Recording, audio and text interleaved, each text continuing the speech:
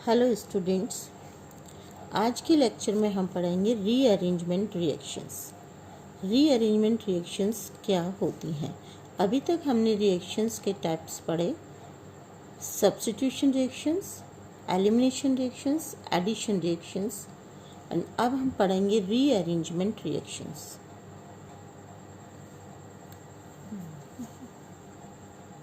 Rearrangement reactions का मतलब क्या है कि एक ही मॉलिक्यूल के अंदर कोई भी एक मॉलिक्यूल है, हमने एलिमिनेशन रिएक्शंस में भी और एडिशन रिएक्शंस में भी देखा है कि एक ही मॉलिक्यूल के अंदर जब रिएक्शन मैकेनिज्म हम पढ़ते हैं तो उसमें कार्बोकैटायन का फॉर्मेशन होता है या कार्ब एनायन का फॉर्मेशन होता है या फ्री रेडिकल का फॉर्मेशन होता है।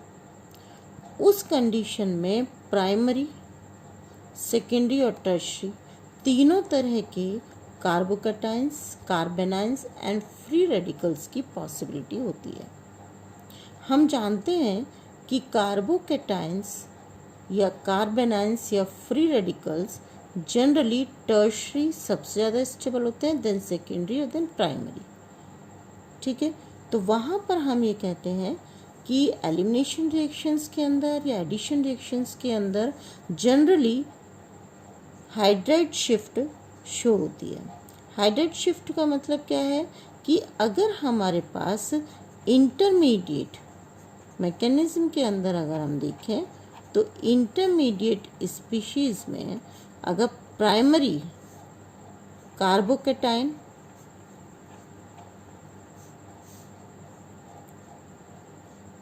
और कार्बेनाइन, प्राइमरी कार्ब एनायन और प्राइमरी फ्री रेडिकल, ये अगर है तो शिफ्टिंग के दौरान 1-2 हाइड्राइड शिफ्ट से और 1-2 मिथाइल शिफ्ट से हम इसको किस में कर सकते हैं? मोर स्टेबल इंटरमीडिएट स्पीशीज़ में इन्हें हम कन्वर्ट कर सकते हैं। मोर स्टेबल इंटरमीडिएट स्पीशीज़ में हम इन्हें कन्वर्ट कर सकते हैं। ठीक है, कन्वर्जन हो सकता है। तो उस कंडीशन में क्या होता है, ये उसी मैकेनिज्म में एक ही मॉलिक्यूल के अंदर रीअरेंज होता है। एग्जाम्पल के लिए अगर हम देखें कि एलिमिनेशन रिएक्शंस हमने पढ़ा था डिहाइड्रेशन ऑफ अल्कोहल्स पढ़े थे एलिमिनेशन में, इसकी मैकेनिज्म पढ़ी थी। मैकेनिज्म के अंदर हमने पढ़ा कि किस तरह से, देखिए हमने ये लिया एक CH3 CH CH3 CH2 CH2OH, कौन सा ब्यूटेनॉल है ये? 1 2 3 4, इट मीन्स 3 मिथाइल 1 ब्यूटेनॉल। ठीक है, यहाँ हम नंबरिंग दे देते हैं 1 2 3 एंड 4, कार्बन एटम्स की नंबरिंग दी हुई है हमने। अब हाइड्राइड शिफ्ट को हम देखेंगे कि किस तरह से होता है। ये जो डिहाइड्रेशन होता है ये किस तरह से होता है? एसिड कैटेलाइज्ड है। किसकी प्रेजेंस में होता है? कंसंट्रेट H2SO4 की प्रेजेंस में होता है। ठीक है, कंसंट्रेट H2SO4 की प्रेजेंस में होता है। हमने पढ़ा था डीप्रोटोनेशन होता है, ये सब होता है। तो यहाँ पर ये हाइड्रोक्सिल आयन इस पर स्ट्रक्ट होगा, यानी OH आयन पर अटैक करेगा और ये bond with electron pair hydroxyl ion के साथ चला जाएगा, यानी कि एलिमिनेशन होगा वाटर मॉलिक्यूल का। फॉर्मेशन किसका हुआ? अब यहाँ पर CH3 CH CH3 CH2 CH2 positive, यानी कि हमें मिला अब प्राइमरी कार्बोकैटायन। ठीक है, प्राइमरी कार्बोकैटायन मिला। इससे ज़्यादा स्टेबल कंडीशन हमारे पास क्या आएगी कि अगर हम इसके अंदर हाइड्राइड शिफ्ट शो कर दें। हाइड्राइड शिफ्ट किस तरीके से हम शो कर सकते हैं कि यहाँ हम देखें, अगर हम इस कंडीशन में देखते हैं कि यहाँ से एक हाइड्रोजन इस पे चला जाए, यानी कि सेकेंड कार्बन एटम से ये 1 2 3 एंड 4 सेकेंड कार्बन एटम से प्राइमरी फर्स्ट कार्बन पर अगर हाइड्रोजन शिफ्ट होता है तो उस टाइम पर हमें सेकेंडरी कार्बोकैटायन मिलता है। ठीक है, तो इसका रीअरेंजमेंट किस तरह से हो जाएगा, हम कहेंगे 1 2 किसकी शिफ्ट हुई, हाइड्राइड शिफ्ट। हाइड्राइड शिफ्ट किस तरह से हुआ, इसको हम किस तरह से लिख सकते हैं, CH3 CH CH3 CH H CH2 plus, तो ये देखो ये जो है हाइड्राइड, यानी कि इसके दोनों इलेक्ट्रॉन्स को लेके ये हाइड्रोजन कहाँ पर चला जाएगा, ये हाइड्रोजन एलिमिनेट होगा और इस पर चला जाएगा, इस कार्बन पर विद इलेक्ट्रॉन्स मूव करेगा। It means not proton, hydride ion का मूवमेंट है from second carbon to first carbon atom. तो यहाँ पर हमें क्या मिलेगा इस कंडीशन में, CH3 CH CH3 CH with electron pair hydride shift हुई है, इसलिए यहाँ पर पॉजिटिव चार्ज क्रिएट हो जाएगा और ये हाइड्राइड यहाँ पर जाकर अटैच हो गया, बॉन्डेड हो गया, तो यहाँ पर क्या बन जाएगा, CH3। और इस तरह से हमें मिला secondary carbocation which is more stable. तो हमारा जो मेजर प्रोडक्ट होगा वो इसकी वजह से होगा। अब इसमें क्या होगा, डीप्रोटोनेशन हो गया। यहाँ पर हमने स्टार्टिंग में H+ के साथ इसका किया था। अब इस कार्बोकैटायन को हम हटा देंगे। हम क्या पढ़ रहे हैं, एलिमिनेशन रिएक्शंस देख रहे हैं। तो एलिमिनेशन रिएक्शंस होगी और हमें क्या मिलेगा इसका फाइनल प्रोडक्ट, कि ये जो हाइड्रोजन है इस हाइड्रोजन का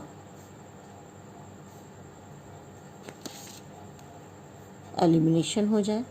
अब इस कंडीशन में हमें क्या मिलेगा, CH3 CH3, यहाँ से हम 1 ब्यूटीन, इसका माइनर प्रोडक्ट होगा, इसलिए हम क्या कहेंगे कि अब जो होगा कि ये यहाँ पर हाइड्रोजन है, ये एज प्रोटॉन बाहर निकल गया, तो इस पर क्या रह गया, नेगेटिव चार्ज। ठीक है, तो हम इसको नेगेटिव चार्ज को इस तरह से शो कर देंगे विद 2 इलेक्ट्रॉन्स। ये जो हाइड्रोजन है ये बाहर निकल गया, -H+। ठीक है, तो इस कंडीशन में ये CH+ CH3 ये दोनों मिलके किस में कन्वर्ट हो जाएंगे, further CH3 CH3 double bond CH CH3, और हमें क्या मिलेगा अब इस पे 1 1 2 3 4, यानी कि 2 मिथाइल 2 ब्यूटीन।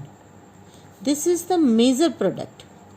तो जो प्रोडक्ट हमें मिलते हैं वहाँ पर हमें मिक्सचर मिलता है, माइनर भी मिलता है और मेजर भी मिलता है, लेकिन जो मेजर प्रोडक्ट होता है वो इंटरमीडिएट स्पीशीज़ में रीअरेंजमेंट के थ्रू कार्बोकैटायन की स्टेबिलिटी पर डिपेंड करता है। ठीक है, तो रीअरेंजमेंट रिएक्शंस क्या है, जनरली जो रीअरेंजमेंट रिएक्शंस होती हैं वो क्या है कि एक ही मॉलिक्यूल के अंदर, इंटरमॉलिक्यूलर है क्योंकि एक ही मॉलिक्यूल के अंदर किसी भी हाइड्रोजन का एटम का या मिथाइल ग्रुप का शिफ्टिंग होना एक कार्बन एटम से दूसरे कार्बन एटम पर। ठीक है, ये हमने देखा कि एक कार्बन एटम से ये किस पर, दूसरे कार्बन एटम पर इस तरह से शिफ्ट हो गया। तो जो फोर्स है, जिस तरह से हम ये कहते हैं कि भाई ये ऐसा क्यों हो रहा है, तो ये जो ड्राइविंग फोर्स होता है कि ये ऑटोमेटिकली ये रीअरेंजमेंट क्यों हो रहा है, ये ड्राइविंग फोर्स का जो बेसिक रीज़न है वो है स्टेबिलिटी ऑफ कार्बोकैटायंस। तो स्टेबिलिटी ऑफ कार्बोकैटायंस की जितनी ज़्यादा होगी वही कार्बोकैटायन सॉल्यूशन के अंदर हमें इंटरमीडिएट स्पीशीज़ में मिलता है, और जो फाइनल प्रोडक्ट होता है वो उसी पर बेस्ड होता है। तो रीअरेंजमेंट रिएक्शंस में हम जनरली यही पढ़ते हैं। एक इसका एग्जाम्पल देखते हैं, बेकमैन्स रीअरेंजमेंट। बेकमैन्स रीअरेंजमेंट देखते हैं, उसमें हम इसे क्लियर करते हैं। अब ये देखिए बेकमैन रीअरेंजमेंट, हमें वही चीज़ पढ़नी है। बेकमैन रीअरेंजमेंट क्या है कि ये एसिड कैटेलाइज्ड कन्वर्जन है कीटॉक्सिन का और एल्डोक्सिन का एन सब्स्टिट्यूटेड एसिड एमाइड्स में। किस तरह से होता है ये देखिए, कीटॉक्सिन्स क्या है, हमें कीटोन से मिला है। कीटोन्स के ऑक्सीजन को रिप्लेस करके NOH ग्रुप लगा हुआ है, ये कहलाता है कीटॉक्सिन्स। तो ये एक एडिशन कंपाउंड है। इस एडिशन कंपाउंड का कन्वर्जन होता है इसमें एन सब्स्टिट्यूटेड एमाइड में। ये रीअरेंजमेंट है केवल, देखो ध्यान से देखो कि कहीं भी कोई चेंज नहीं है, हमारे पास वही कंपाउंड्स हैं, वही एलिमेंट्स हैं। देखो R dash C double bond O है, एक N है, H है, R है, NHR, वही चीज़ है, सिर्फ रीअरेंज हो रहे हैं ये। तो ये इंटरमीडिएट स्पीशीज़ है जो कि सॉल्यूशन के अंदर रीअरेंज हो रही है। किस तरह से रीअरेंज हो रही है ये हमें इसको देखना है। जनरली जो एसिड कैटेलाइज्ड कन्वर्जन है ये कीटॉक्सिन का एन सब्स्टिट्यूटेड एमाइड्स में या एल्डोक्सिन्स का, तो ये एसिड कैटेलाइज्ड है। और इसके लिए जो एसिड हम यूज़ करते हैं जनरली H2SO4 सल्फ्यूरिक एसिड है, थाइनिल क्लोराइड, फॉस्फोरस पेंटाक्लोराइड या फॉस्फोरस पेंटाऑक्साइड। ये स्ट्रॉन्ग एसिड्स को हम लेते हैं। स्ट्रॉन्ग एसिड के केस में क्या होगा कि ये एज कैटलिस्ट वर्क करते हैं और जितना स्ट्रॉन्ग एसिड होगा उतनी ही रेट ऑफ रीअरेंजमेंट इंक्रीज हो जाएगा। तो इसकी मैकेनिज्म देखिए कि मैकेनिज्म किस तरह से है। फर्स्ट स्टेप में हमने ये बनाया है कि हम इसको इस तरह से बनाएंगे इसका स्ट्रक्चर, जिससे कि हम इजीली हम आपको एल्काइल शिफ्ट दिखा सकें। अभी हमने प्रीवियस में अभी देखा था हाइड्राइड शिफ्ट देखी थी एलिमिनेशन में, अब हम एल्काइल शिफ्ट देख रहे हैं कि ये देखो दो एल्काइल ग्रुप्स लगे हुए हैं इस कार्बन पे। ये हमने लिया हुआ है कीटॉक्सिन लिया हुआ है, double bond NOH, acid catalysed है, इंटरमीडिएट स्पीशीज़ है ये भी और ये भी, इसलिए रिवर्सिबल है। ठीक है, ये ध्यान रखना है, इंटरमीडिएट स्पीशीज़ हैं ये रिवर्सिबल होती हैं। फेवरेबल कंडीशन के अकॉर्डिंग हमें प्रोडक्ट मिलता है। कंडीशन अगर इस के अकॉर्डिंग है तो हमें फाइनल प्रोडक्ट इसके अकॉर्डिंग मिलेगा, और कंडीशन अगर सोल्यूशन की कंडीशन या रिएक्शन कंडीशंस इस एन सब्स्टिट्यूटेड एमाइड के फेवर में है, इस तरह से इस जो कैटाइन बना है इसके फेवर्स में है, तो हमें यहाँ से मिलती है। अब देखो एसिड कैटेलाइज्ड है, एचाइन हमें मिला फर्स्ट स्टेप में। ये एचाइन किस पर रिएक्ट करेगा, प्रोटोनेशन हो जाएगा। ठीक है, प्रोटोनेशन हुआ OH2 प्लस बन गया। ठीक, क्लियर। जिस तरह से हमने डिहाइड्रेशन ऑफ अल्कोहल्स में पढ़ा प्रोटोनेशन, इसी तरीके से यहाँ पर प्रोटोनेशन हुआ। सेकेंड स्टेप में क्या होगा कि ये जो प्रोटोनेशन हुआ है यहाँ पर, अब यहाँ पर इस प्रोटोनेशन यानी कि जो OH ग्रुप लगा हुआ है इसके एंटी पोजीशन पर, ये आपकी क्या है, सिन पोजीशन है, ये वाला R ग्रुप सिन पोजीशन पर है और ये एंटी पोजीशन पर है। तो एंटी पोजीशन पर जो एल्काइल ग्रुप प्रेजेंट है ये एल्काइल ग्रुप माइग्रेट करता है। ये जो एल्काइल ग्रुप माइग्रेट करेगा ये अपने बॉन्ड के इलेक्ट्रॉन पेयर्स के साथ माइग्रेट करता है। बॉन्ड के इलेक्ट्रॉन पेयर्स के साथ माइग्रेट करेगा तो ऑटोमेटिकली इस कार्बन पर पॉजिटिव चार्ज क्रिएट हो जाएगा। ठीक है, और यहाँ ये बॉन्ड बन जाएगा, इलेक्ट्रॉन्स के साथ आ रहा है ये एल्काइल ग्रुप, इसलिए यहाँ पर न्यू बॉन्ड फॉर्मेशन होगा। साथ में ही साइमल्टेनियसली OH2 यानी कि ये वाटर मॉलिक्यूल का रिमूवल भी होगा। OH2 पॉजिटिव चार्ज है, ये पॉजिटिव चार्ज ऑटोमेटिकली ये क्या बॉन्ड कि जो इलेक्ट्रॉन्स है उनके साथ ही जाएगा, क्योंकि ये पॉजिटिव चार्ज है तभी तो एलिमिनेट होके हमें न्यूट्रल मॉलिक्यूल मिलेगा। इसलिए ये जो पॉजिटिव चार्ज है इसकी शिफ्टिंग इसके थ्रू कहाँ हो जाएगी, इस कार्बन पर। क्लियर हुआ। देखो ये दोनों एक साथ होंगे, फर्स्ट स्टेप में हम ये मानते हैं कि ये जो H2O मॉलिक्यूल है इसका रिमूवल होगा, बॉन्ड के शेयर्ड इलेक्ट्रॉन्स को लेकर ये बाहर निकलेगा, जिससे इस ऑक्सीजन पर जो पॉजिटिव चार्ज है वो एलिमिनेट हो जाए। ऑटोमेटिकली इस पर पॉजिटिव चार्ज क्रिएट हो जाएगा, यानी हम ये कह सकते हैं कि R-CR डबल बॉन्ड N, ये जब OH2 प्लस बाहर निकल गया तो इसको हटाने के बाद हमारे पास इस पर पॉजिटिव चार्ज क्रिएट हो जाएगा। अब इस पॉजिटिव चार्ज को एलिमिनेट करने के लिए ये alkyl group with electron pair इस नाइट्रोजन से अटैच हो जाएगा और हमें क्या मिलेगा, ये तो एलिमिनेट हो गया आपका CR, पॉजिटिव चार्ज यहाँ पे आ जाएगा, डबल बॉन्ड N और यहाँ R'। ठीक है, ये हमें मिल गया यहाँ पर, ये देखो। ठीक है, क्लियर नाउ।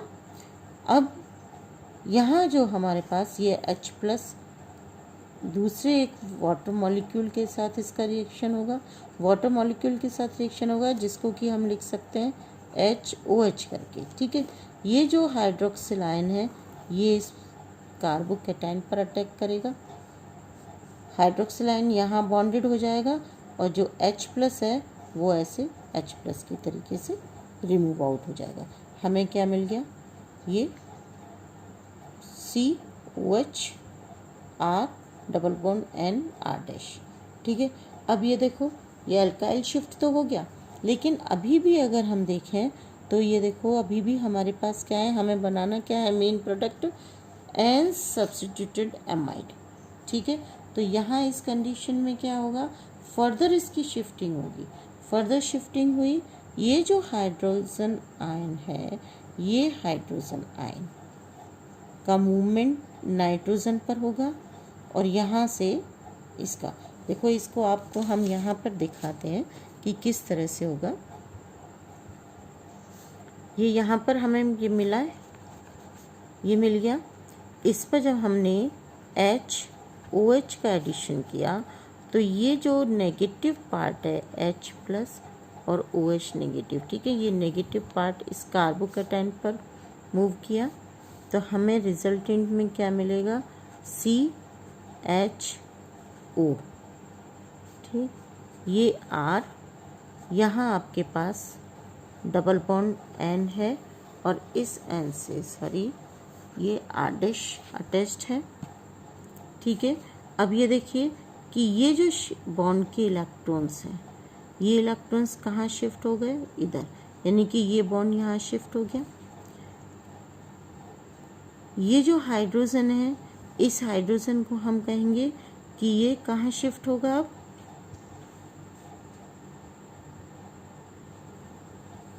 इस नाइट्रोजन पर शिफ्ट होगा।